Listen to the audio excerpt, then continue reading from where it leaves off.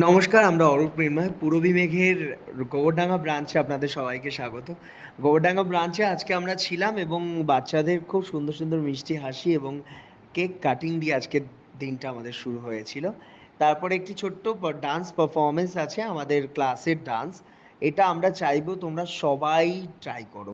সবাই ট্রাই করে আমাদেরকে অবশ্যই ট্যাগ করো, আমাদের ট্যাগ করতে ভুলো না। Thank you so much.